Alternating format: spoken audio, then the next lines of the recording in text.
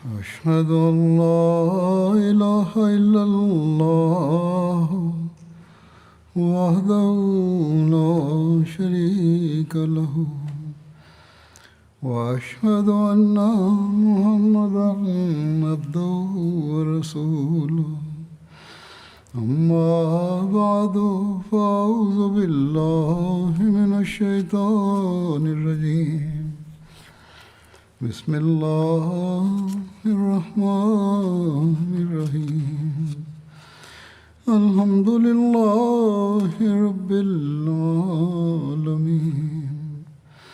الرحمن الرحيم مالك يوم الدين إياك نعبد وإياك نستعين اهدنا الصراط المستقيم صراط الذين أنعمت عليهم غير المغضوب عليهم ولا الضالين.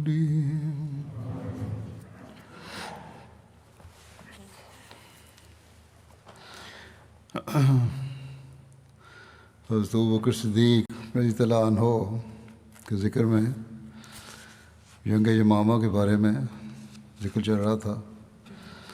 اس بارے میں مزید یوں بیان ہوا ہے. حضرت ابو سعید خدری بیان کرتے ہیں کہ میں نے عباد بن بشر کو کہتے ہوئے سنا کہ اے ابو سعید، جب ہم بزاخہ سے فارغ ہوئے تو اس رات میں نے رویا میں دیکھا کہ گویا آسمان کھولا گیا ہے، پھر مجھ پر بند کر دیا گیا ہے. اس سے مراد شہادت ہے. ابو سعید کہتے ہیں میں نے کہا انشاءاللہ جو بھی ہوگا بہتر ہوگا.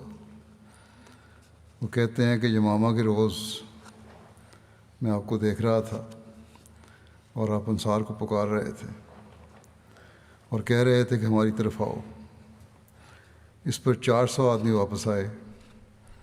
برا بن مالک اور ابو دجانہ اور عباد بن بشر ان میں آگے آگے تھے، یہاں تک کہ وہ سب باغ کے دروازے پر پہنچ گئے. میں نے عباد بن بشر کی شہادت کے بعد انہیں دیکھا کہ آپ کے چہرے پر بہت زیادہ تلوار کے نشان تھے. میں نے آپ کے جسم پر موجود ایک علامت سے پہچانا. پھر حضرت ام عمارہ کا ذکر آتا ہے. ام عمارہ جو تاریخ اسلام کی بہت بہادر خواتین میں سے ایک صحابیہ تھیں. ان کا نام نصیبہ بنت کعب تھا. یہ غزوہ احد میں بھی شریک ہوئیں اور نہایت پامردی سے لڑیں. جب تک مسلمان فتح یاب تھے وہ مشق میں پانی بھر بھر کر لوگوں کو پلا رہی تھیں، لیکن جب شکست ہوئی تو حضرت صلی اللہ علیہ وسلم کے پاس پہنچیں اور سینہ سپر ہو گئیں. کفار جب آپ صلی اللہ علیہ وسلم کی طرف بڑھتے تو یہ تیر اور تلوار سے روکتی تھی. حضرت صلی اللہ علیہ وسلم نے بعد میں خود فرمایا کہ میں احد میں ان کو اپنے دائیں اور بائیں برابر لڑتے ہوئے دیکھتا تھا. ابن قمیہ جب حضرت صلی اللہ علیہ وسلم کے پاس پہنچ گیا تو ام عمارہ نے اس کو پڑھ کر روکا. چنانچہ اس کے وار سے حضرت ام عمارہ کے کندھے پر گہرا زخم آیا. انہوں نے بھی تلوار ماری لیکن وہ دوہری زرہ پہنے ہوئے تھا، اس لیے کارگر نہ ہوئی. بہرحال یہ ام عمارہ کا تاریخی مقام ہے. یہ بیان کرتی ہیں کہ ان کے بیٹے عبداللہ نے مسلمہ کذاب کو قتل کیا. حضرت ام عمارہ اس روز خود بھی جنگ یمامہ میں شامل تھیں اور اس میں ان کا ایک بازو کٹ گیا تھا. حضرت ام عمارہ کی اس جنگ میں شامل ہونے کی وجہ یہ بیان ہوئی ہے کہ ان کے بیٹے حبیب بن زید جو حضرت عمر بن عاص کے ساتھ عمان میں تھے جب رسول اللہ صلی اللہ علیہ وسلم کی وفات ہوئی. یہ عمان میں تھے، اور یہ خبر عمر تک پہنچی تو وہ عمان سے لوٹے۔ راستے میں مسلمہ سے ان کا سامنا ہوا۔ حضرت عمر بن عاص آگے نکل گئے، حبیب بن زید اور عبداللہ بن ذہب پیچھے تھے۔ ان دونوں کو مسلمہ نے پکڑ لیا اور کہا، کیا تم گواہی دیتے ہو کہ میں اللہ کا رسول ہوں؟ عبداللہ بن وہب نے کہا، ہاں۔ مسلمہ نے ان کو لوہے کی زنجیروں میں قید کرنے کا حکم دیا۔ اس کو یقین نہیں آیا، خیال تھا کہ شاید جان بچانے کے لیے کہہ رہے ہیں۔ بہرحال پھر حبیب بن زید سے کہا کہ کیا تم گواہی دیتے ہو کہ میں اللہ کا رسول ہوں؟ مسلمہ نے کہا۔ انہوں نے جواب دیا کہ میں سنتا نہیں۔ اس نے پھر کہا، کیا تم گواہی دیتے ہو کہ محمد اللہ کے رسول ہیں؟ آپ نے کہا، ہاں۔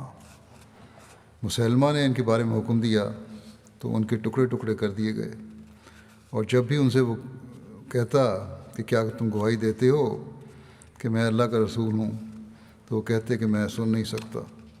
اور جب وہ یہ کہتا کہ کیا تم گواہی دیتے ہو کہ محمد رسول اللہ صلی اللہ علیہ وسلم اللہ کے رسول ہیں، تو آپ کہتے ہاں۔ یہاں تک کہ اس نے آپ کا ایک ایک عضو کاٹ ڈالا۔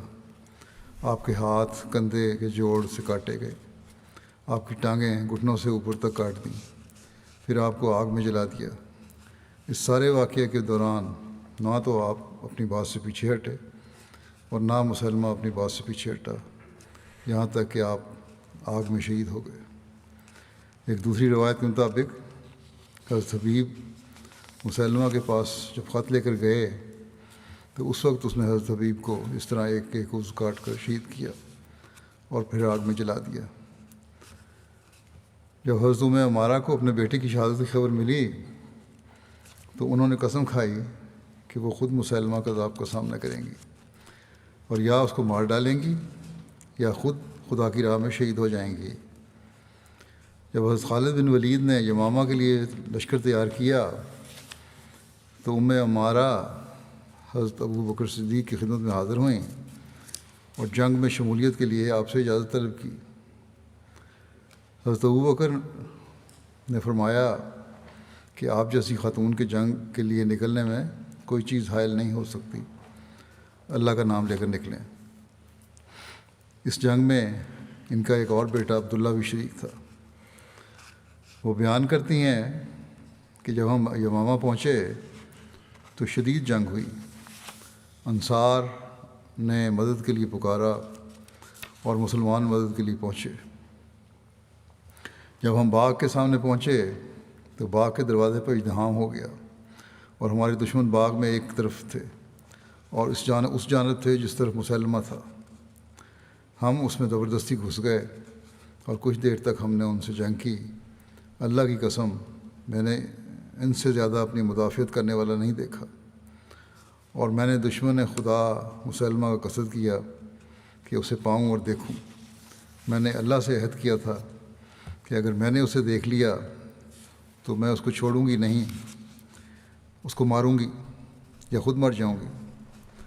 لوگ آپس میں حملہ آور ہوئے، ان کی تلواریں آپس میں ٹکرانے لگیں، گویا کہ وہ بہرے ہو گئے، اور سوائے تلوار کی ضرب کی آواز کے اور کوئی آواز سنائی نہیں دے رہی تھی، یہاں تک کہ میں نے اللہ کے دشمن کو دیکھا۔ میں نے اس پر حملہ کر دیا۔ ایک شخص میرے سامنے آیا، اس نے میرے ہاتھ پر ضرب لگائی اور اسے کاٹ دیا۔ اللہ کی قسم، میں ڈگمگائی نہیں تاکہ میں اس خبیث تک پہنچ جاؤں، اور وہ زمین پر پڑا تھا، اور میں نے اپنے بیٹے عبداللہ کو وہاں پایا، اس نے اسے مار دیا تھا۔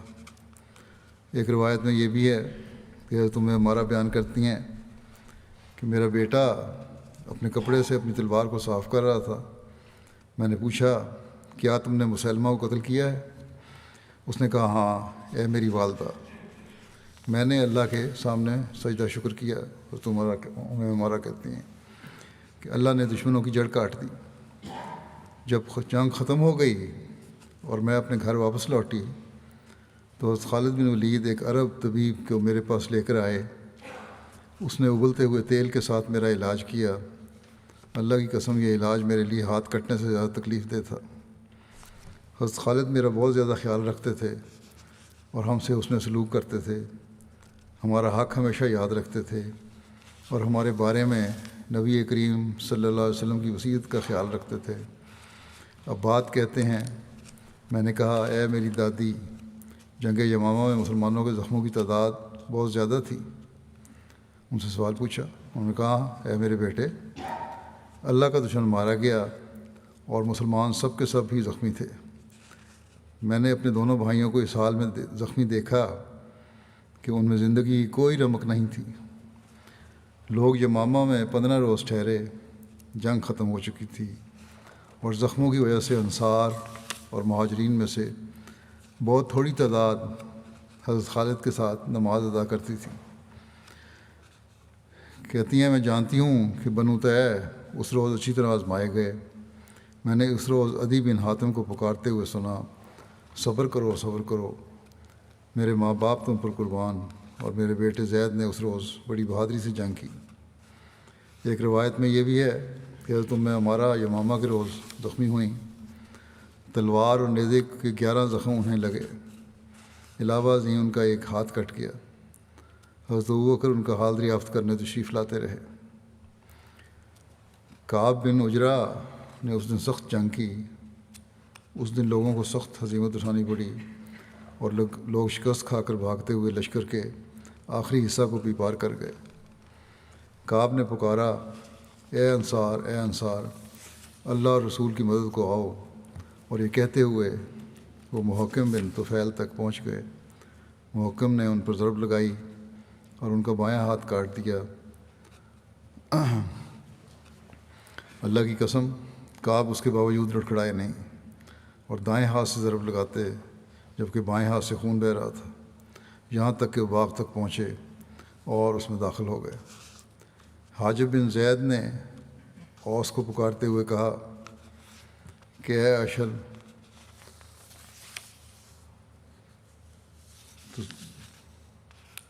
تو ثابت نے کہا کہو اے انصار، وہ ہمارا اور تمہارا لشکر ہیں۔ تو انہوں نے پکارا اے انصار اے انصار، یہاں تک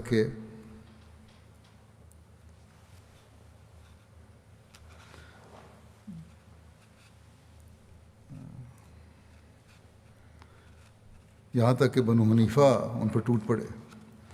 لوگ منتشر ہو گئے۔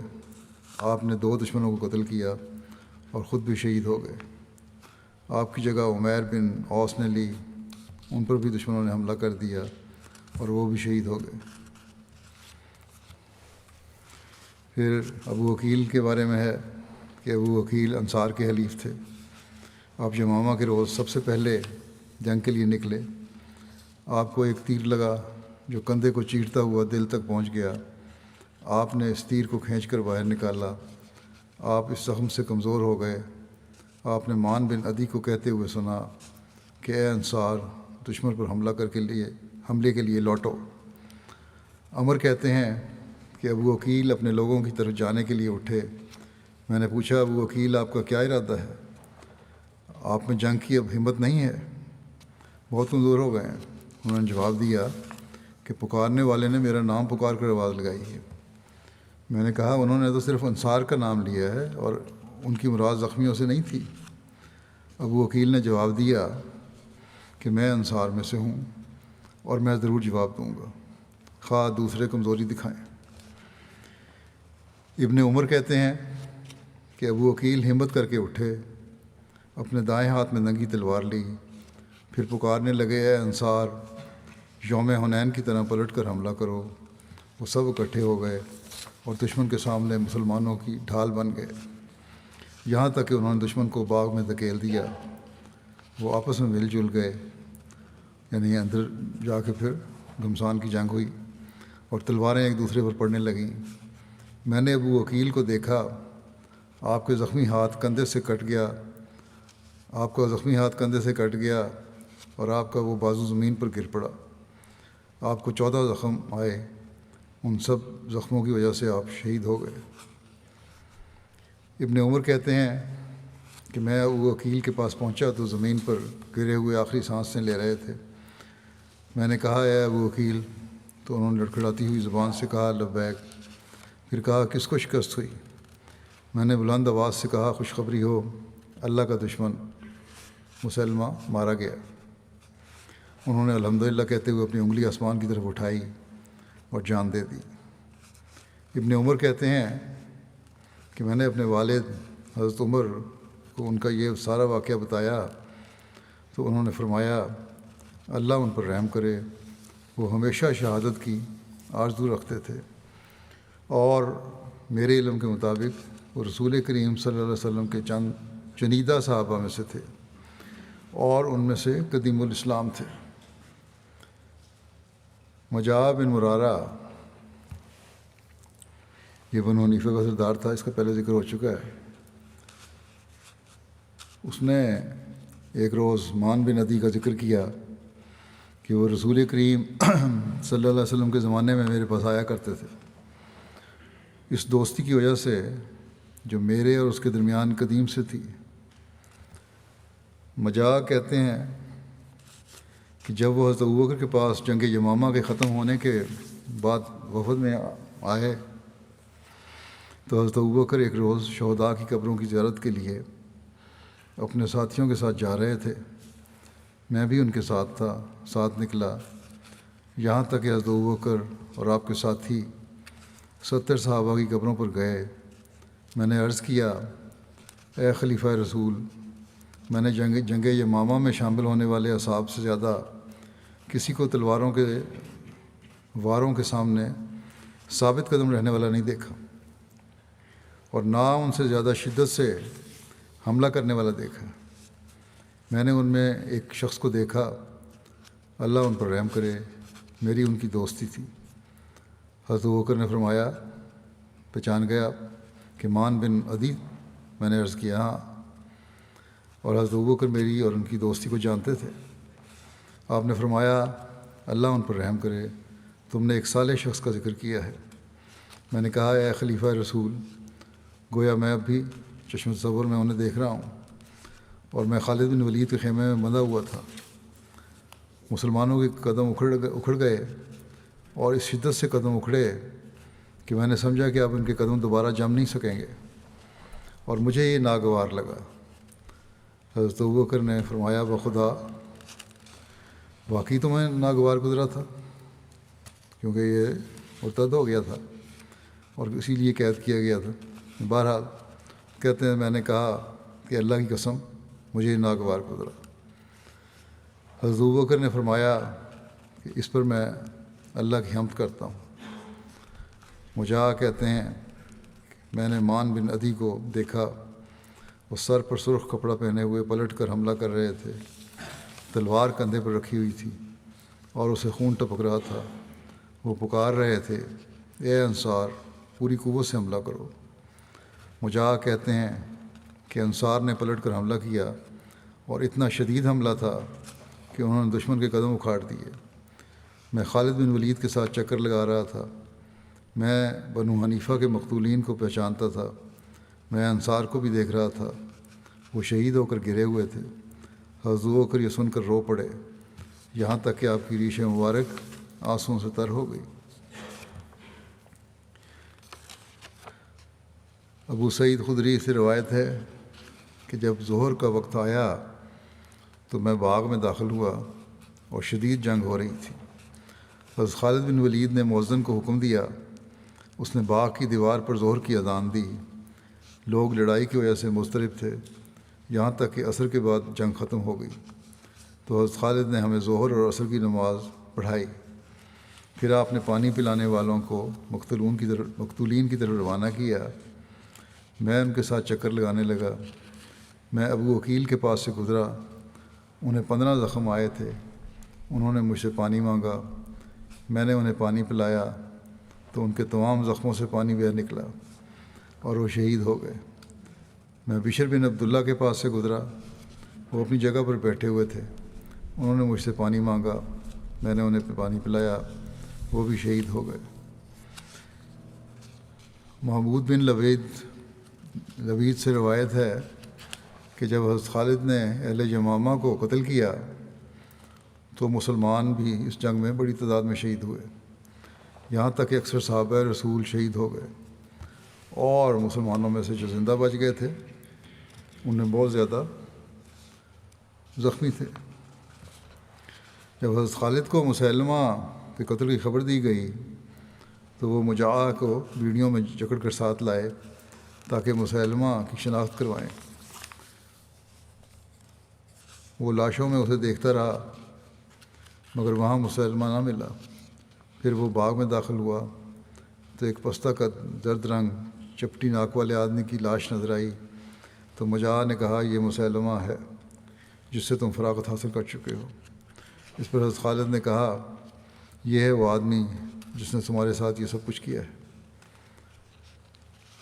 مجاع کیونکہ قید تھا، بنو حنیفہ کا نمائندہ تھا، سردار تھا، اس لیے ان کو بچانا بھی چاہتا تھا۔ وہ تو مرد تو اکثر مر چکے تھے، لیکن اس نے ایک چال چلی، باقی جو لوگ تھے قلعے میں بند ان کو بچانے کے لیے اس نے فریب کیا اور حضرت خالد بن ولید سے ایک صلح کا معاہدہ کیا۔ اس نے حضرت خالد بن ولید سے کہا کہ یہ لوگ جو تمہارے مقابلے میں نکلے تھے جنگ کے لیے یہ تو صرف جلد باز لوگ تھے، جبکہ قلعے تو ابھی بھی جنگجوؤں سے بھرے ہوئے ہیں۔ حضرت خالد نے کہا تم پر ہلاکت ہو تو تم یہ کیا کہہ رہے ہو؟ اس پر مجاع نے کہا وہ خدا جو کہہ رہا ہوں بالکل سچ کہہ رہا ہوں، پس آؤ اور میرے پیچھے موجود میری قوم کی طرف سے مجھ سے صلح کر لو۔ حضرت خالد دھوکے سے اس نے یہ باتیں کیں، بہرحال آگے اس کا واضح بھی ہو جائے گا۔ حضرت خالد اس ہولناک جنگ میں مسلمانوں کو جس قدر جانی نقصان دیکھ چکے تھے، اس کے پیش نظر انہوں نے یہی مناسب سمجھا کہ اب جب کہ بنو حنیفہ کا سردار اور اصل باغی سرغنہ ماں اپنے ساتھیوں کے مارا جا چکا ہے تو اب مسلمانوں کا مزید جانی نقصان نہ ہی کروایا جائے تو بہتر ہے۔ چنانچہ حضرت خالد نے صلح کے لیے رضامندی ظاہر کر دی۔ حضرت خالد کی طرف سے صلح کی ضمانت لے کر مجاع نے کہا میں ان کے پاس جا کر ان سے مشورہ کرتا ہوں۔ پھر وہ ان لوگوں کے پاس گیا، جبکہ مجاع اچھی طرح جانتا تھا کہ قلعوں میں سوائے عورتوں، بچوں اور انتہائی عمر کو پہنچے ہوئے بوڑھوں اور کمزوروں کے کوئی بھی نہیں تھا۔ اس نے انہیں زریں پہنائیں اور عورتوں سے کہا کہ میری واپسی تک وہ قلعے کی دیواروں پر چڑھ جائیں۔ پھر وہ حضرت خالد کے پاس آیا اور کہا کہ جس شرط پر میں نے صلح کی تھی وہ اس کو قبول نہیں کرتے۔ جب حضرت خالد نے قلعوں کی طرف دیکھا تو وہ آدمیوں سے بھرے ہوئے نظر آئے، عورتیں وغیرہ بٹھایا تھا وہاں زریں پہنا کے۔ اس جنگ نے مسلمانوں کو بھی نقصان پہنچایا تھا اور لڑائی بہت طویل ہو گئی تھی، اس لیے مسلمان یہ چاہتے تھے کہ وہ فتح حاصل کر کے واپس چلے جائیں، کیونکہ ان کو یہ معلوم نہیں تھا کہ آئندہ کیا ہونے والا ہے۔ اس لیے حضرت خالد نے نسبتاً نرم شرائط پر سونے، چاندی، اسلحے اور نصف قیدیوں پر صلح کر لی، اور یہ بھی کہا جاتا ہے کہ 1/4 پر صلح کی تھی۔ جب قلعوں کے دروازے کھولے گئے تو ان میں سوائے عورتوں، بچوں اور کمزوروں کے کوئی بھی نہیں تھا۔ اس پر حضرت خالد نے مجاع سے کہا تیرا برا ہو، تو نے مجھے دھوکہ دیا ہے۔ مجاع نے کہا یہ میری قوم کے لوگ ہیں، ان کو بچانا میرے لیے ضروری تھا، اس کے علاوہ میں اور کیا کر سکتا تھا۔ اس کے بعد حضرت ابوبکر کا خط حضرت خالد کو پہنچا کہ ہر بالغ کو قتل کر دیا جائے، لیکن یہ خط اس وقت پہنچا کہ جب حضرت خالد ان لوگوں سے صلح کر چکے تھے، اس لیے انہوں نے اپنے عہد کو پورا کیا اور بدعہدی نہیں کی، ان کی جان کی امان دے دی تھی۔ چنانچہ حضرت خالد بن ولید نے مسلمانوں کی حالت اور صلح کی وجہ بتانے کے لیے حضرت ابوبکر کی طرف ایک خط بھیجا، جس کو پڑھ کر حضرت ابوبکر مطمئن اور خوش ہو گئے۔ جب حضرت خالد صلح کے معاہدے سے فارغ ہوئے تو آپ نے قلعوں کے متعلق حکم دیا، چنانچہ وہاں آدمی مقرر کر دیے گئے۔ مجاع نے اللہ کی قسم کھائی کہ جن چیزوں پر صلح ہوئی ہے ان میں سے کوئی بھی چیز آپ سے پوشیدہ نہیں رہے گی، اور جو بھی کسی پوشیدہ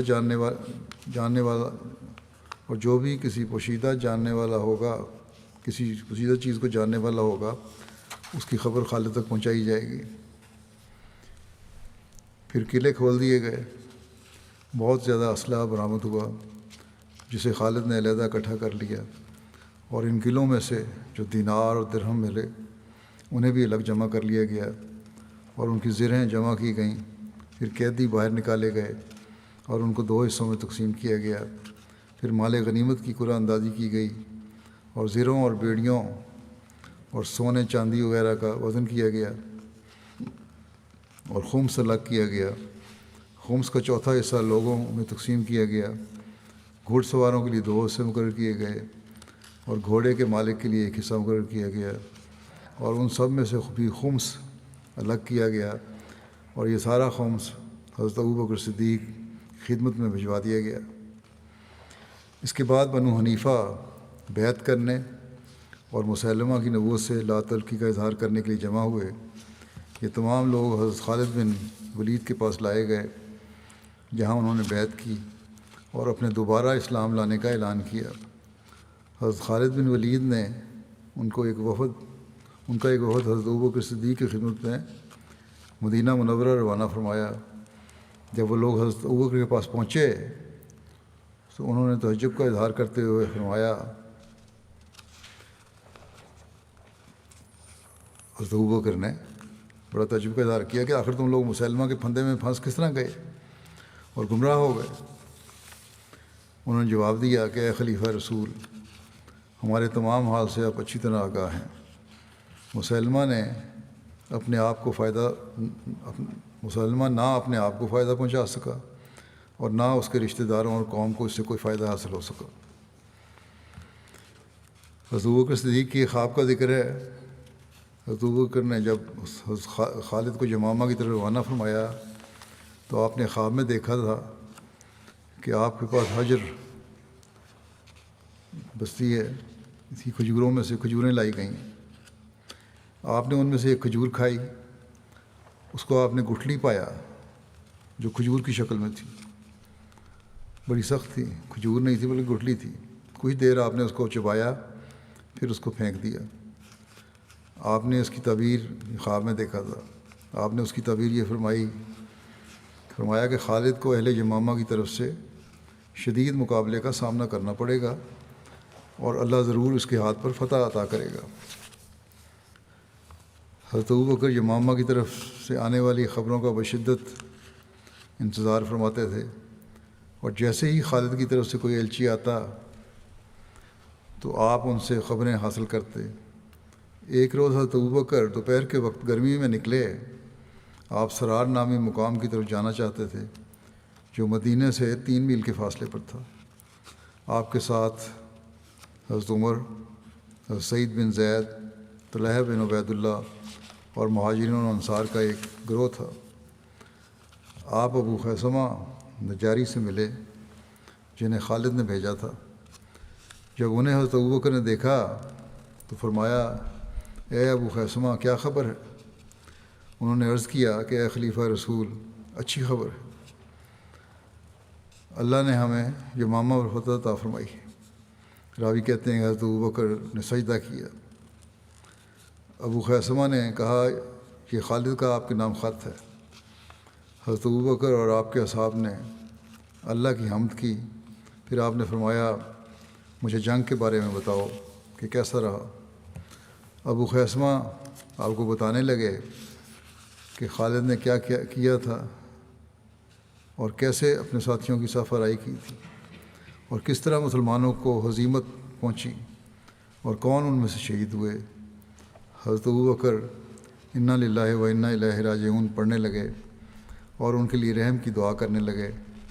ابو خیثمہ نے مزید کہا، اے خلیفہ رسول صلی اللہ علیہ وسلم، ہم بدوی ہیں، انہوں نے ہمیں شکست دی اور ہمارے ساتھ وہ کیا جو ہم اچھا نہیں سمجھتے تھے۔ اس کے بعد اللہ نے ہمیں ان پر فتح عطا فرمائی۔ حضرت ابوبکر نے فرمایا، جو خواب میں نے دیکھی تھی میں اس کو سخت ناپسند کرتا تھا، اور میرے دل میں یہ خیال پیدا ہوا کہ خالد کو ضرور شدید جنگ کا سامنا کرنا پڑے گا، اور کاش خالد نے ان لوگوں سے صلح نہ کی ہوتی اور ان کو تلوار کی دھار پر رکھا ہوتا۔ ان شہداء کے بعد اہل یمامہ میں سے کسی کے زندہ رہنے کا کیا حق ہے؟ آپ اس یعنی مسلمہ کذاب کی وجہ سے اپنے فرمایا کہ اپنے اس مسلمہ کذاب کی وجہ سے وہ قیامت تک آزمائش میں رہیں گے، یہ لوگ جو اس کے ساتھی تھے، سوائے اس کے کہ اللہ انہیں بچا لے۔ اس کے بعد اہل یمامہ کا وفد حضرت خالد کے ساتھ حضرت ابوبکر کی خدمت میں حاضر ہوا۔ مقتولین کی تعداد کے بارے میں کہا جاتا ہے کہ اس جنگ میں قتل ہونے والے مرتدین کی تعداد تقریباً 10,000 تھی، اور ایک روایت میں 21,000 بھی بیان ہوئی ہے، جبکہ 500 یا 600 کے قریب مسلمان شہید ہوئے۔ بعض روایات میں جنگ یمامہ میں شہید ہونے والے مسلمانوں کی تعداد 700، 1200 اور 1700 بھی بیان ہوئی ہے۔ ایک روایت کے مطابق اس جنگ میں شہید ہونے والوں میں 700 سے زائد حفاظ قرآن تھے۔ ان شہداء میں اکابرین صحابہ اور حفاظ قرآن میں بھی شامل تھے، جن کا مقام اور درجہ مسلمانوں میں بےحد بلند تھا۔ ان کی شہادت ایک بہت بڑا ثانیہ تھا، لیکن ان حفاظ قرآن کی شہادت ہی بعد میں جمع قرآن کا باعث بنی۔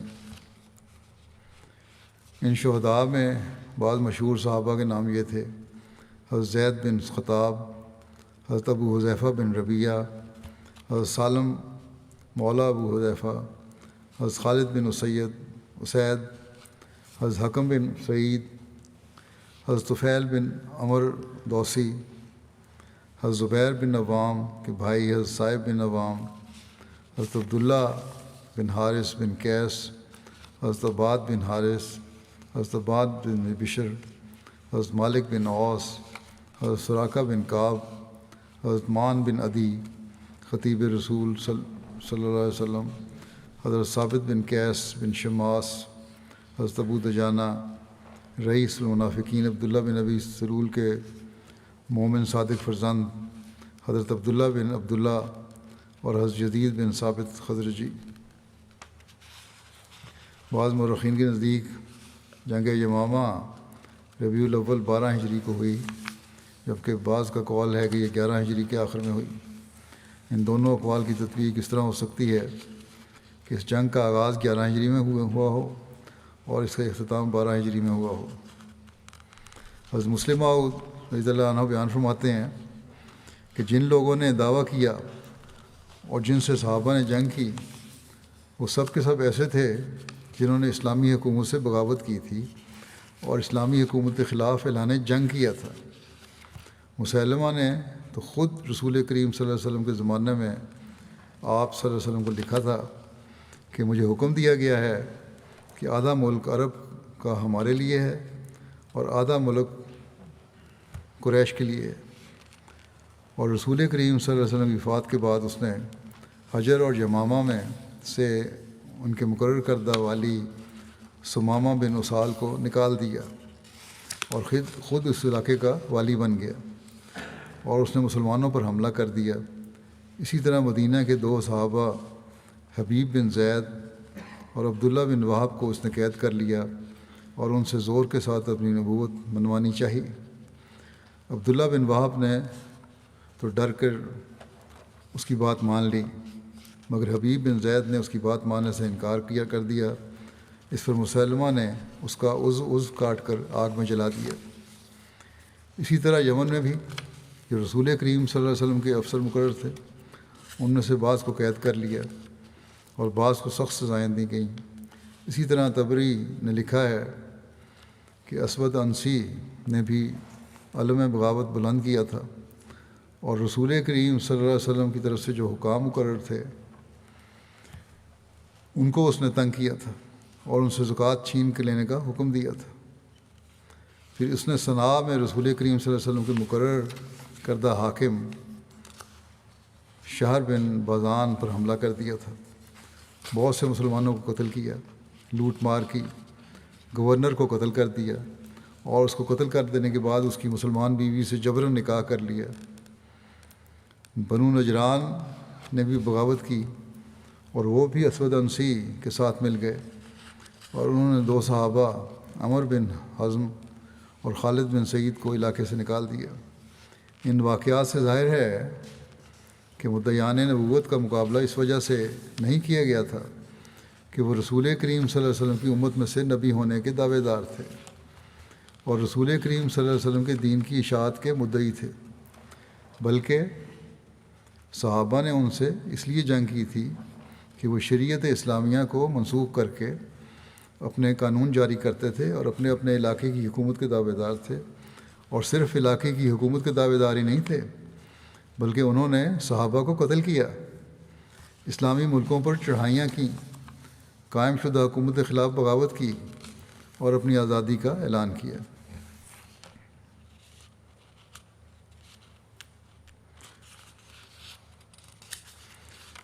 پھر حضرت مسیح علیہ السلام بیان فرماتے ہیں کہ جب حضرت صلی اللہ علیہ وسلم نے رحلت فرمائی، اس کے بعد بادیہ نشین عرب مرتد ہو گئے۔ ایسے نازک وقت کی حالت کو حضرت عائشہ نے یوں ظاہر فرمایا ہے کہ پیغمبر خدا صلی اللہ علیہ وسلم کا انتقال ہو چکا ہے اور بعض جھوٹے مدعی نبوت کے پیدا ہو گئے ہیں، اور بعضوں نے نمازیں چھوڑ دیں اور رنگ بدل گیا ہے۔ ایسی حالت میں اور اس مصیبت میں میرا باپ حضرت صلی اللہ علیہ وسلم کا خلیفہ اور جانشین ہوا۔ میرے باپ پر ایسے ایسے غم آئے کہ اگر پہاڑ پر آتے تو وہ بھی نابود ہو جاتے۔ اب غور کرو کہ مشکلات کے پہاڑ ٹوٹ پڑنے پر بھی ہمت اور حوصلے کو نہ چھوڑنا یہ کسی معمولی انسان کا کام نہیں۔ یہ استقامت صدق ہی کو چاہتی تھی اور صدیق نے ہی دکھائی۔ ممکن نہ تھا کہ کوئی دوسرا اس خطرے کو سنبھال سکتا۔ تمام صحابہ اس وقت موجود تھے، کسی نے نہ کہا کہ میرا حق ہے۔ وہ دیکھتے تھے کہ آگ لگ چکی ہے، اس آگ میں کون پڑے؟ حضرت عمر نے اس حالت میں ہاتھ بڑھا کر آپ کے ہاتھ پر بیعت کی اور پھر سب نے یکے بعد دیگرے بیعت کر لی۔ یہ ان کا صدق ہی تھا کہ اس فتنے کو فروغ کیا اور ان موذیوں کو ہلاک کیا۔ مسلمہ کے ساتھ 1,00,000 آدمی تھا اور اس کے مسائل اباحت کے مسائل تھے۔ اباحت جو ہے کسی چیز کا شریعت میں مباح یعنی جائز یا حلال ہونا ہے۔ لوگ اس کی اباحتی باتوں کو دیکھ دیکھ کر اس میں شامل ہوتے جاتے تھے۔ بہت ساری چیزوں کو، غلط چیزوں کو بھی جائز قرار دیا کرتا تھا، پہلے اس کا بیان بھی ہو چکا ہے۔ بہرحال فرمایا کہ اباحتی باتوں کو دیکھ دیکھ کر اس کے مذہب میں شامل ہوتے جاتے تھے، لیکن خدا تعالیٰ نے اپنی معیت کا ثبوت دیا اور ساری مشکلات کو آسان کر دیا۔ حضرت مسیح علیہ السلام مزید فرماتے ہیں، اہل تحقیق سے یہ امر مخفی نہیں کہ آپ کی خلافت کا وقت خوف اور مصائب کا وقت تھا۔ چنانچہ جب رسول اللہ صلی اللہ علیہ وسلم نے وفات پائی تو اسلام اور مسلمانوں پر مصائب ٹوٹ پڑے۔ بہت سے منافق مرتد ہو گئے اور مرتدوں کی زبانیں دراز ہو گئیں، اور افتراء پردازوں کے ایک گروہ نے دعوی نبوت کر دیا اور اکثر بادیہ نشین ان کے گرد جمع ہو گئے، یہاں تک کہ مسلمہ کذاب کے ساتھ 1,00,000 کے قریب جاہل اور بد کردار آدمی مل گئے، اور فتنے بھڑک اٹھے اور مصائب بڑھ گئے اور آفات نے دور و نزدیک کا احاطہ کر لیا، اور مومنوں پر ایک شدید زلزلہ طاری ہو گیا۔ اس وقت تمام لوگ آزمائے گئے اور خوفناک اور حواس باختہ کرنے والے حالات نمودار ہو گئے، اور مومن ایسے لاچار تھے کہ گویا ان کے دلوں میں آگ کے انگارے دہکائے گئے ہوں یا وہ چھری سے ذبح کر دیے گئے ہوں۔ کبھی تو وہ خیر البریہ صلی اللہ علیہ وسلم کی جدائی کی وجہ سے، اور گاہے ان فتنوں کے باعث جو جلا کر بھسم کر دینے والی آگ کی صورت میں ظاہر ہوئے تھے، روتے۔ امن کا شائبہ تک نہ تھا، فتنہ پرداز گند کے ڈھیر پر اگے ہوئے سبزے کی طرح چھا گئے تھے۔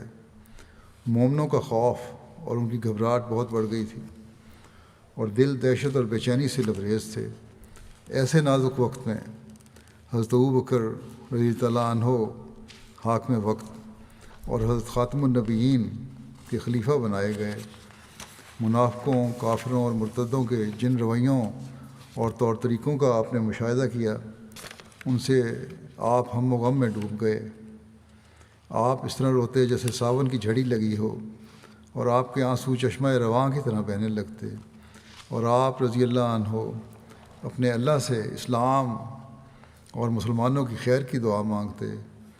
حضرت عائشہ رضی اللہ عنہا سے مروی ہے، آپ فرماتی ہیں کہ جب میرے والد خلیفہ بنائے گئے اور اللہ نے انہیں امارت تفویض فرمائی، تو خلافت کے آغاز ہی میں آپ نے ہر طرف سے فتنوں کو معجزن اور جھوٹے مدعیان نبوت کی سرگرمیوں اور منافق مرتدوں کی بغاوت کو دیکھا، اور آپ پر اتنے مصائب ٹوٹے کہ اگر وہ پہاڑوں پر ٹوٹتے تو وہ پیوست زمین ہو جاتے اور فوراً گر کر ریزہ ریزہ ہو جاتے، لیکن آپ کو رسولوں جیسا صبر عطا کیا گیا، یہاں تک کہ اللہ کی نصرت آن پہنچی اور جھوٹے نبی قتل اور مرتد ہلاک کر دیے گئے، فتنے دور کر دیے گئے اور مصائب چھٹ گئے، اور معاملے کا فیصلہ ہو گیا اور خلافت کا معاملہ مستحکم ہوا، اور اللہ نے مومنوں کو آفت سے بچا لیا اور ان کی خوف کی حالت کو امن میں بدل دیا، اور ان کے لیے ان کے دین کو تمکنت بخشی،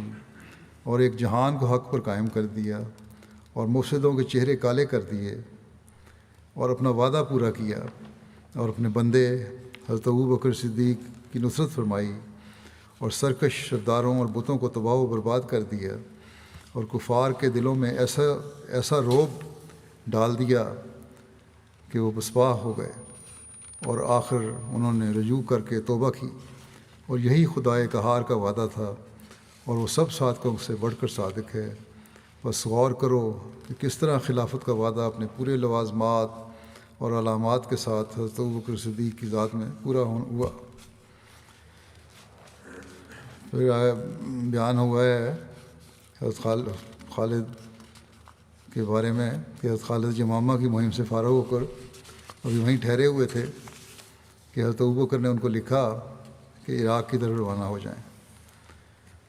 ایک روایت میں آتا ہے کہ حضرت علاء بن حضرمی نے حضرت ابوبکر سے کمک مانگی، آپ نے خالد بن ولید کو لکھا اور یہ حکم دیا کہ یمامہ سے علاء کے پاس باجلت روانہ ہو جاؤ اور ان کی مدد کرو، اور وہ ان کی مدد کے پاس پہنچے، حتم کو قتل کیا، پھر ان کے ساتھ مل کر خود کا محاصرہ کیا۔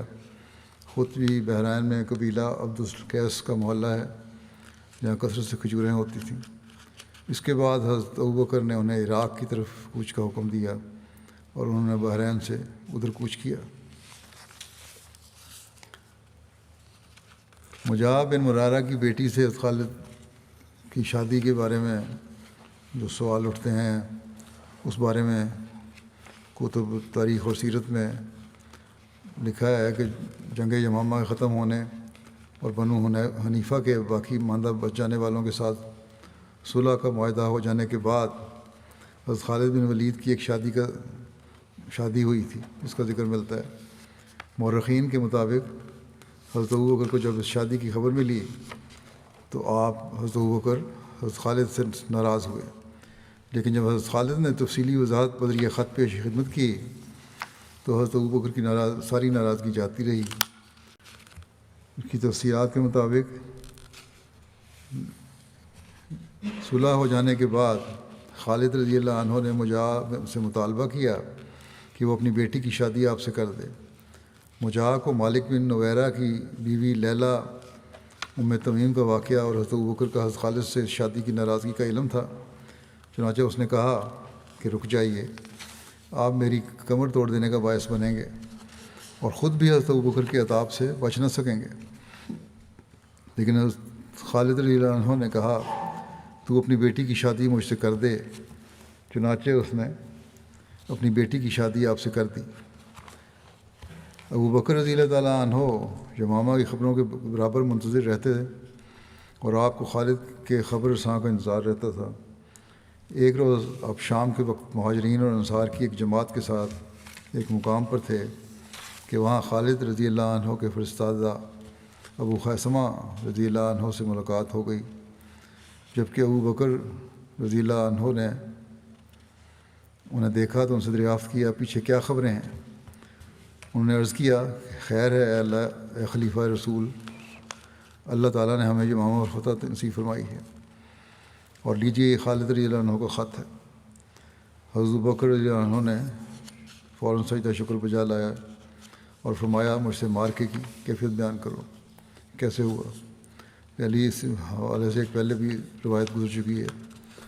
بہرحال ابو خیثمہ نے مارکہ کی تفصیل بیان کرتے ہوئے بتایا کہ خالد رضی اللہ عنہ نے کیا کیا، کس طرح فوج کی صف بندی کی، کون کون سے صحابہ شہید ہوئے، اور کس طرح ہمیں دشمن کی رسوائی کا سامنا کرنا پڑا، اور انہوں نے ہمیں ایسی چیزوں کا عادی بنا دیا جس سے ہم اچھی طرح نہیں جانتے تھے.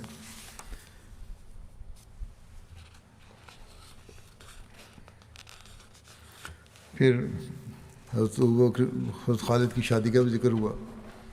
حضرت ابوبکر نے انہیں خط لکھا کہ اے ام خالد کے بیٹے، تمہیں عورتوں سے شادی کی سوجی ہے، اور ابھی تمہارے صحن میں 1200 مسلمانوں کا خون خشک نہیں ہوا، اور پھر مجاہ نے تمہیں فریب دے کر مصالحت کر لی، حالانکہ اللہ تعالیٰ نے تمہیں ان پر مکمل قدرت عطا کر دی تھی.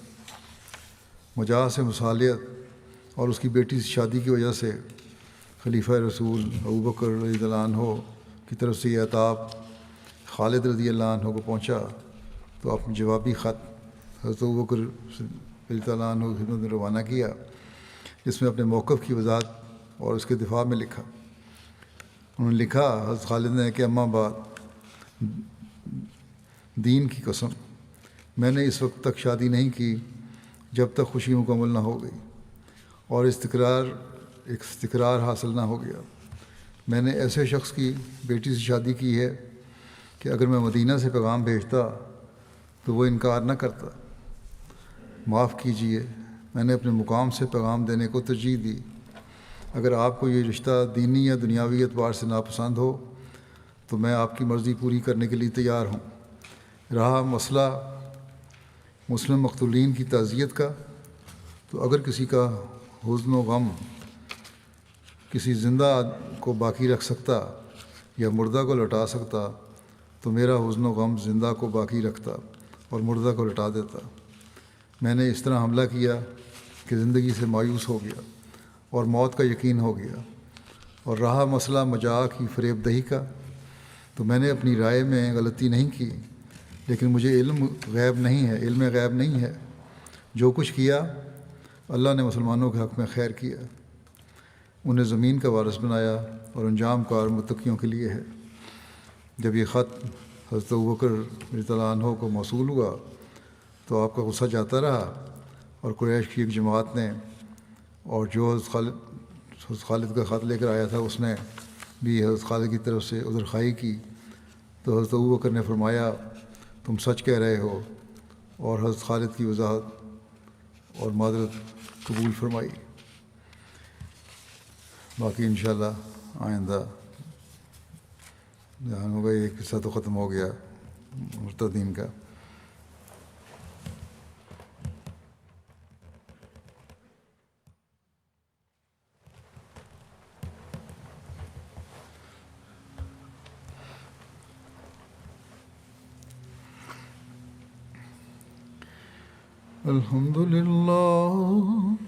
الحمد لله نحمده ونستعينه ونستغفره ونؤمن به ونتوكل عليه ونعوذ بالله من شرور أنفسنا ومن سيئات أعمالنا. من يهده الله فلا مضل له ومن يضلل فلا هادي له. ونشهد أن لا إله إلا الله ونشهد أن محمدا عبده ورسوله.